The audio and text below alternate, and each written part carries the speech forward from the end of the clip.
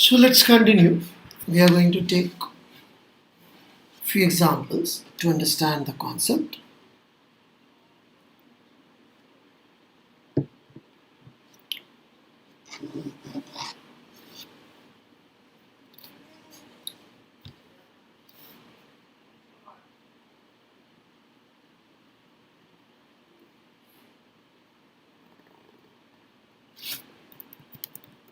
Let's say we have got two particles. One particle has position vector Ra and it is moving with uniform velocity Va. Okay.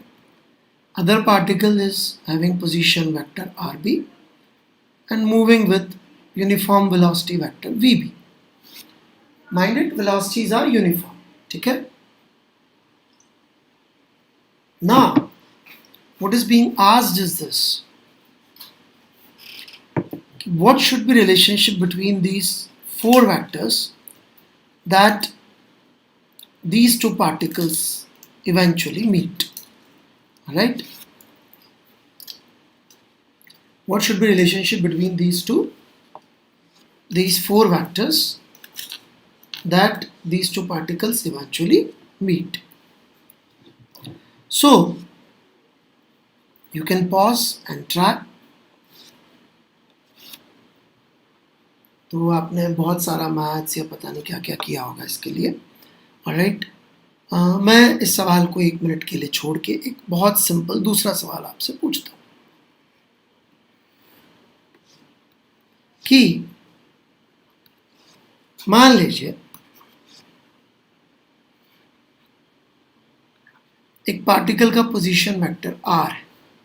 Alright, और मैं आपसे ये पूछूं कि इसकी क्या वेलोसिटी होनी चाहिए कि ये पार्टिकल ओरिजिन पे वापस आ जाए.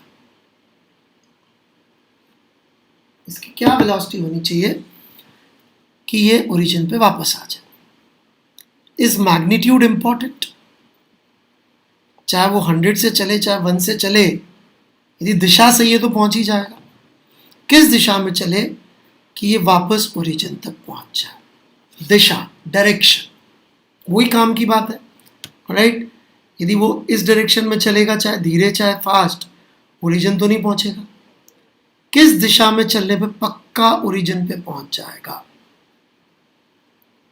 इस डायरेक्शन में. और डायरेक्शन को मैथ्स में हम लोग किससे रिप्रेजेंट करते हैं? यूनिट वेक्टर से. तो unit vector of velocity should be, as you can see, should be simply minus r cap. Right? लिख लीजिए आराम से यहां तक.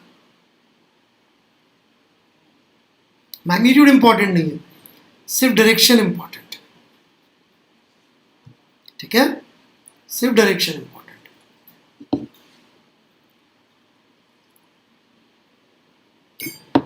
But in our problem, there are two particles which are moving. ए भी चल रहा है, बी भी चल रहा है. और यही रिलेटिव मोशन की ताकत है कि हम जिसके चाहे फ्रेम में चले जा सकते हैं और उसको रोक सकते हैं. इसका क्या मतलब हुआ देखिएगा. Let's say this was a.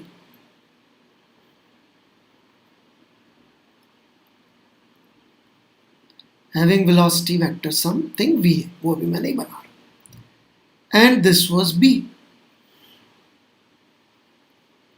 position vector b. पर यदि मैं इस प्रॉब्लम को ए के पर्सपेक्टिव से सोचूं, सिर्फ ए के पर्सपेक्टिव से, तो सबसे पहली प्रॉब्लम जो सॉल्व होती है वो ये कि ए के फ्रेम में कौन नहीं चलेगा. ए खुद, ए का वेलोसिटी ए के फ्रेम में वुड बी 0. ऑलराइट, ए को ए कभी भी चलता हुआ दिखाई नहीं देगा. और इससे पूछेंगे बी कहां है, इससे पूछेंगे बी कहां है, तो ये बोलेगा ये रहा B. Position vector of B as seen by A, यही दिखेगा. और this problem is essentially same as this, क्योंकि यहाँ पे ओरिजिन नहीं चल रहा था। यदि हम ए के पर्सपेक्टिव से देखें तो ए नहीं चल रहा है, तो ए के पर्सपेक्टिव से भी सॉल्यूशन बस ये आएगा, लेकिन पर्सपेक्टिव ओरिजिन से नहीं, ए के पर्सपेक्टिव से लिखना है। तो ए के पर्सपेक्टिव से सेम इक्वेशन को मैं क्या लिखूंगा? ए के पर्सपेक्टिव से सेम इक्वेशन को मैं लिखूंगा कि velocity of B as seen by A की डायरेक्शन should be this। समझिएगा, ए के पर्सपेक्टिव जाने में फायदा ये है कि उसको ए तो चलता हुआ दिखाई देगा ही नहीं, सो रिलेटिव वेलोसिटी का direction should be just opposite to the relative position vector.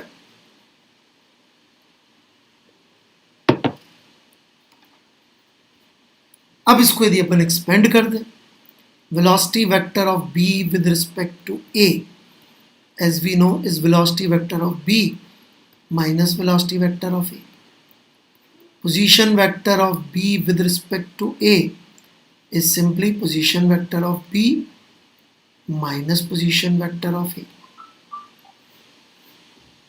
Hence, this quantity here is unit vector of this.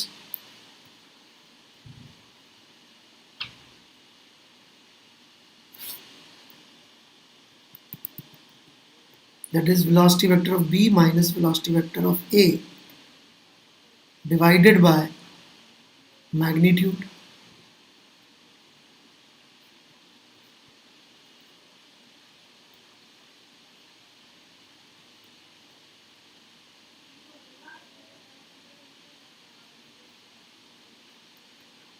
And divided by this magnitude. So here we have got 4 vectors. यदि इनमें ये relationship होगी तो ए को ऐसा लगेगा कि B उसकी तरफ चला आ रहा है, राइट? ए को ऐसा लगेगा कि बी उसकी तरफ चला आ रहा है। This is not velocity of B ना, this is velocity of B as seen by ए।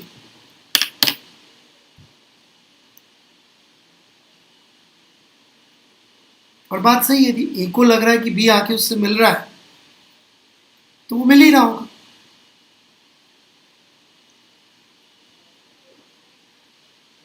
तो जब ज्यादा पार्टिकल्स मूव कर रहे होते हैं तो relative motion becomes a really really powerful tool, क्योंकि हम क्या कर सकते हैं रिलेटिव मोशन को यूज करके, हम किसी एक को के हिसाब से देख सकते हैं। जब उसके हिसाब से देखते हैं, उसके पर्सपेक्टिव से देखते हैं, तो वो खुद तो रुक जाता है, तो एक पार्टिकल कम चलता है।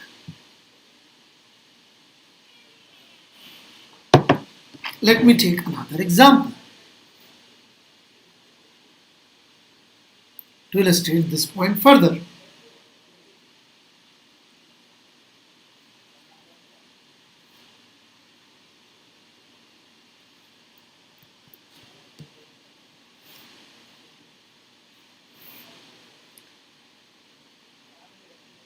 Let's say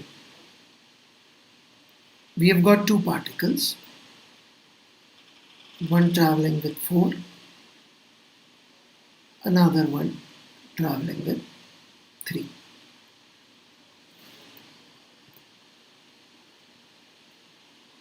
Right? यहाँ पे मैं आपको एक नया टेक्निक भी सिखाऊंगा, मैक्सिमम मिनिमा भी। This distance is, let's say 10, and this distance is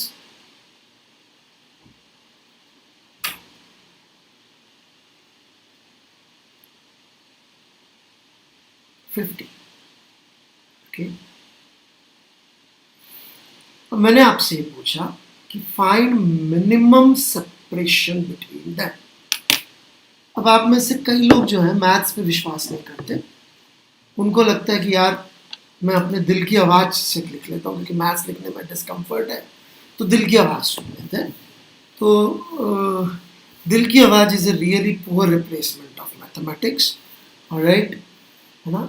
mathematics का कोई रिप्लेसमेंट है भी नहीं वैसे, ऑलराइट। सो हमको यहाँ पे मैथमेटिकली निकाल के बताना है कि इनके बीच का मिनिमम सेपरेशन कितना होगा।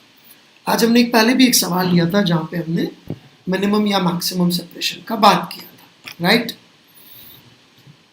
तो वो कैसे हम लोग मैनेज करें the idea of minimum separation और मैक्सिमम सेपरेशन, या मिनिमम मैक्सिमम वर्ड ही कैसे मैनेज होता है। तो थोड़ा सा मैं पहले मिनिमम मैक्सिमम पे आता हूँ, फिर इस सवाल पे वापस आता हूँ, ठीक है। Welcome back to this question. देखिए, यदि आप डिफरेंशियल कैलकुलस में जाएंगे, थोड़ा सा पीछे जाना पड़ रहा है, आई नो दैट। तो वहां पर जब हमने y(x) के ग्राफ बनाए थे,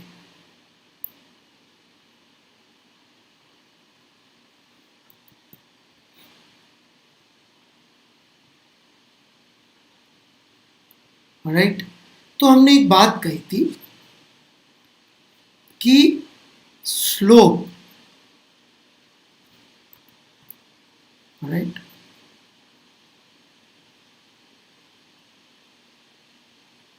tan theta is dy by dx, ऐसा हमने कहा, राइट।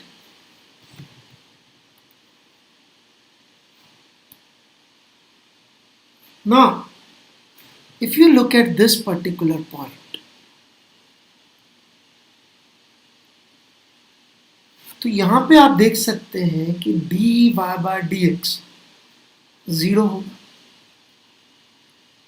और ऐसा कोई पॉइंट दिख रहा है क्या? ये रहा, ये रहा। इन तीनों पॉइंट पे dy by dx that is slope is 0, और इन तीनों पॉइंट पे यदि आप देखें तो ये अपने आजू बाजू वालों के मुकाबले या तो बहुत बड़ी वैल्यूज पे है, मैक्सिमम वैल्यूज पे है, मैक्सिमा पे है, या मिनिमा पे है, राइट। या तो ये मिनिमम वैल्यू पे आजू बाजू वालों के मुकाबले, या बहुत बड़ी वैल्यू पे। That is very easy to understand also, क्योंकि आप सोचिए यदि dy by dx पॉजिटिव है तो इसका मतलब y बढ़ रहा है, dy by dx पॉजिटिव मतलब y बढ़ रहा है, बढ़ रहा है, बढ़ रहा है, बढ़ रहा है, बढ़ रहा है, और नेगेटिव है इसका मतलब घट रहा है, घट रहा है, घट रहा है, घट रहा है। तो यदि dy by dx 0 हुआ तो इसका मतलब अब उसका बढ़ना खत्म हो रहा है और अब घटना शुरू हो रहा है। इसका मतलब this represents either a maxima और अ मिनिमा। मिनिमा कैसे? dy by dx नेगेटिव है, घट रहा है, घट रहा है, घट रहा है, घट रहा है, घट रहा है, फिर dy by dx 0 हुआ, फिर पॉजिटिव हो गया। इसका मतलब पहले घट रहा था, घट रहा था, घट रहा था, फिर बढ़ रहा है, बढ़ रहा है, बढ़ रहा है, बढ़ रहा है। इसका मतलब बीच में कहीं पर घटना बंद हुआ था और बढ़ना शुरू हुआ था, तो जहां घटना बंद हुआ था और बढ़ना शुरू हुआ था वो लोएस्ट वैल्यू रही होगी। तो इसलिए dy by dx 0 मैक्सिमा और मिनिमा दोनों दिखाता है। मैक्सिमा दिखाता है कि मिनिमा, इसके लिए भी मैथ्स है, but again I teach maths on need basis, I do not teach maths just for the sake of teaching maths, कि फिजिक्स में हम मैथ्स पढ़ा दे, नहीं। हम फिजिक्स में फिजिक्स पढ़ाएंगे, मैथ्स उतनी पढ़ाएंगे जितनी जब जरूरत पड़ रही। सो कभी भी किसी चीज का मैक्सिमम मिनिमम पूछा जाए तो वन वे आउट इज कि आप उसका डेरिवेटिव 0 कर दीजिए। यदि आप उसका डेरिवेटिव 0 कर देंगे तो आप उसका मैक्सिमा मिनिमा निकाल सकते हैं, राइट। आप बोलेंगे सर वो मैक्सिमा है कि मिनिमा? जनरली फिजिक्स में जितनी प्रॉब्लम्स आती है बच्चों, उसके अंदर जो पूछा होता है ना वही आता है एक बार डिफरेंशिएट करने से, ठीक है। चलिए, नाउ हियर वी गो। किसी टाइम t पे यदि मुझसे इसका y कोऑर्डिनेट पूछा जाए, इसको मैं पार्टिकल b कह देता हूँ, इसको पार्टिकल a कह देता हूँ। तो b का यदि मुझसे y कोऑर्डिनेट पूछा जाए तो that would be, I am coming back to the problem, that would be 10 minus 3t। और a का यदि x कोऑर्डिनेट पूछा जाए, y तो 0 ही है इसका, उसका x 0 है, तो दैट वुड बी 15 minus 40।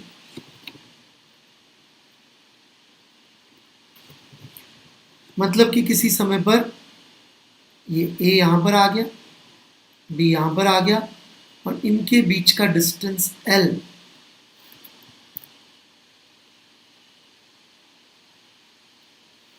वो हो गया Y square plus X square which is 10 minus 3t का स्क्वायर प्लस 15 माइनस 4t का स्क्वायर। और हमसे बोला जा रहा है कि भैया ये बताओ एल की मिनिमम वैल्यू क्या होगी। तो जब भी एल की मिनिमम वैल्यू आएगी तो D L by D T zero हो जाएगा। इसको डिफ्रेंशिएट कर देते हैं, रूट लेके डिफ्रेंशिएट मत करिए, बहुत मेहनत लग जाएगी। इसको डिफ्रेंशिएट करेंगे तो क्या आ जाएगा, 2l D L by D T. तो यदि D L by D T zero है तो ये पूरी टर्म भी जीरो ही होनी पड़ेगी ना, दिस इज जीरो। तो इसका मतलब इस पूरी चीज़ का डेरिवेटिव जीरो कर देते हैं अपन। तो इसका डेरिवेटिव मैं निकाल के दिखाता हूँ आपको, 2 इंटू 10 माइनस 3t, यही कहानी खत्म नहीं होगी। इसको भी डिफ्रेंशिएट करेंगे, याद करिए चेन रूल। तो 10 माइनस 3t को डिफ्रेंशिएट करेंगे और प्रोडक्ट में लिख देंगे 10 का डेरिवेटिव 0 और माइनस 3t का डेरिवेटिव माइनस 3। इसके आगे नहीं जाते, चेन रूल में बताया था। फिर इसको डिफ्रेंशिएट करेंगे, 2 इंटू 15 माइनस 4t। आपको हो सकता है चेन रूल रिव्यू करना पड़ जाए, तो जाके रिव्यू करिए जब कैलकुलस पढ़ाया था वाला लेक्चर, नोट्स। इसको डिफ्रेंशिएट किया, अंदर वाले को 0 माइनस 4, क्योंकि 15 का 0 माइनस 40 का minus 4, and this quantity is equal to 0 for minimum. Right, तो अब ये क्या बन गया, माइनस 3 से मल्टीप्लाई कर रहा हूँ मैं, so this becomes minus 30 minus 90 का प्लस, और ये बन गया माइनस 60, 15 4 जा, और plus 16t।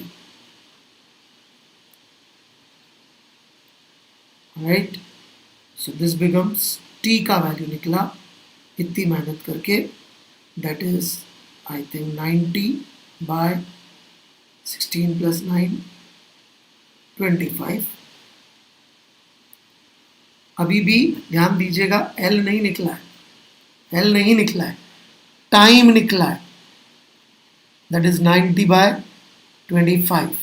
Right, that is basically 5 से डिवाइड कर देंगे, 18 by 5 और कर दीजिए, तो इट इज 3.6 सेकेंड पर। एल नहीं निकला है, ये निकला है कि 3.6 सेकेंड पे मिनिमम सेपरेशन आएगा। अब क्या करेंगे, इस 3.6 सेकेंड को वापस यहाँ पुट करिए, सॉल्व करिए एल के लिए, तो एल की एक वैल्यू आ जाएगी। मैं करके इसलिए नहीं दिखा रहा हूँ क्योंकि ये बहुत अच्छा सोल्यूशन नहीं है। I hope you must have guessed कि इससे अच्छा सोल्यूशन अवेलेबल है।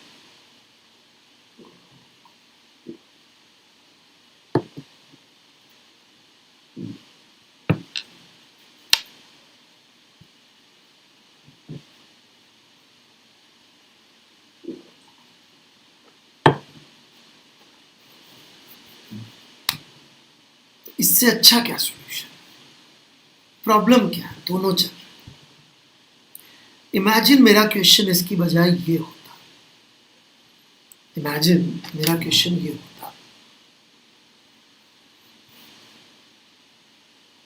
ये ए है और ये बी है, राइट, और ये बी ऐसे जा रहा है।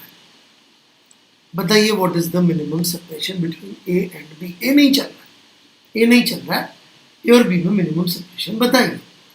क्या आप बता पाते, कैसे बताते, what would you would have done.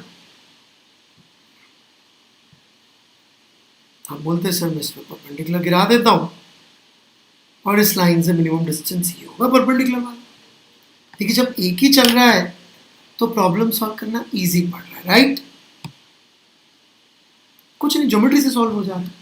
क्या हम ये अचीव कर सकते हैं? Yes, we can achieve this by writing velocity of b with respect to a as velocity vector of b minus velocity vector of a.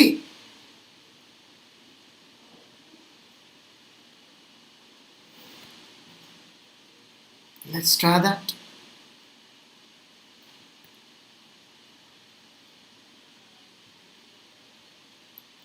ये मेरा x,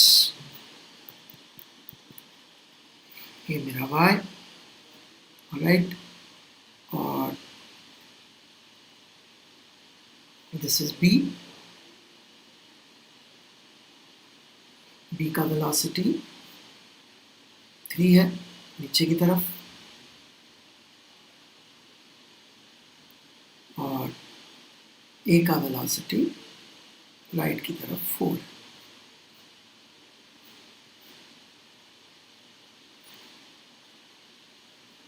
right, so velocity of B as seen by A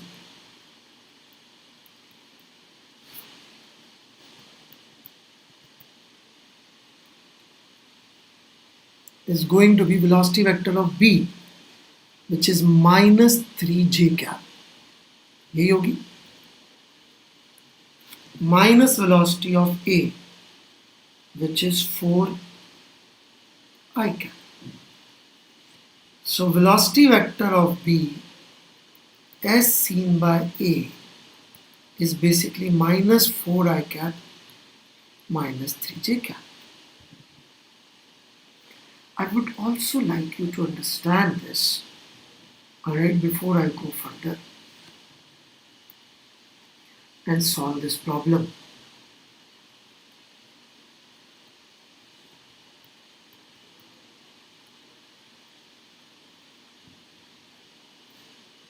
कि या बिना vector के सोचना भी आना चाहिए आपको, कैसे सोचना आना चाहिए, इसी रिजल्ट तक सोच के कैसे पहुंचेंगे वो मैं आपको समझा रहा हूँ।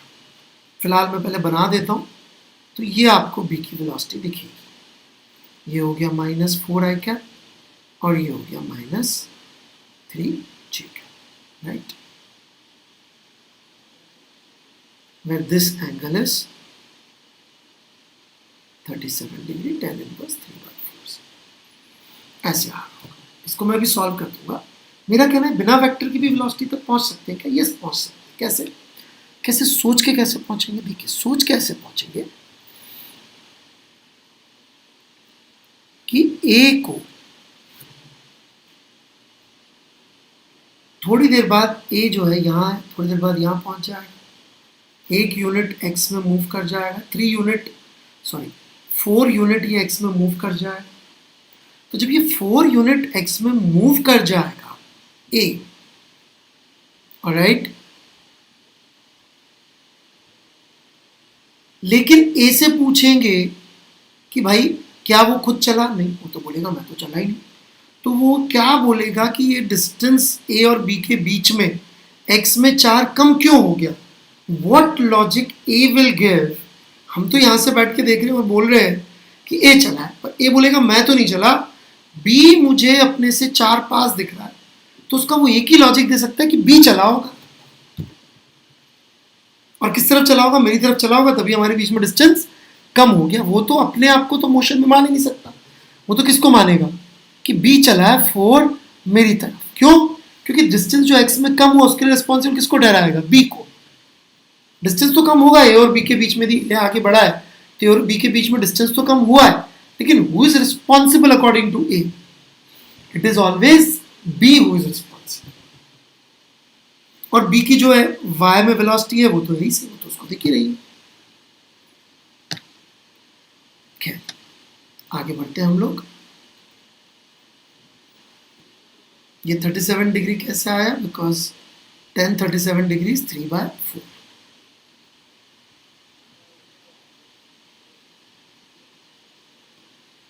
ये 3 और ये 4, राइट।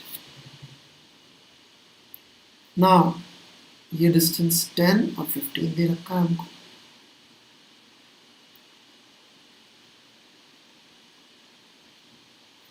तो ये डिस्टेंस है 10, राइट। यदि ये डिस्टेंस 10 है,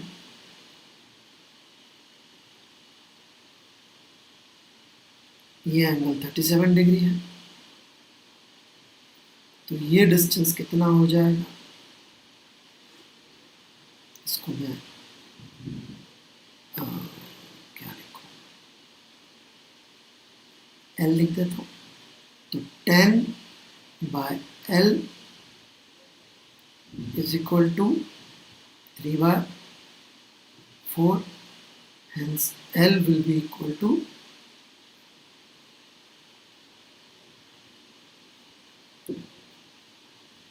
40/3, right? 40/3, एंड ये टोटल डिस्टेंस 15 दे रखा है.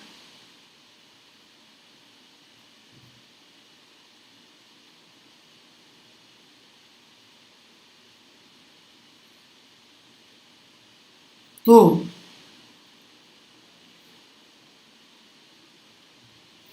ये डिस्टेंस हम निकाल सकते हैं. ये कितना हो जाएगा डिस्टेंस? इसको मैं S कह देता हूँ. तो S कितना हो जाएगा? S would be 15 minus L, which is 45 minus 40/3. L को 40/3 रखा, so that is 5/3. And lastly ये एंगल भी 37 डिग्री है. हमें चाहिए था मिनिमम सेपरेशन, राइट? इस मिनिमम डिस्टेंस को मैं D कह देता हूँ. तो D अब बहुत इजीली दिख रहा होगा कि D is going to be S का sin 37 degree. So S is 5/3 and sin 37 degree is 3/5. So answer is 1 meter.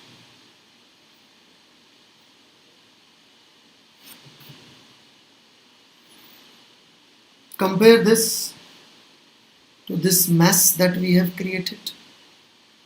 Alright, obviously this is much faster, better, elegant. हाँ, अभी इसको प्रैक्टिस करने में टाइम लगेगा, पर उधर मैंने इसलिए मैक्सिमम मिनिमम साथ में सिखाया ताकि आप उस तरफ तो सोचे भी ना.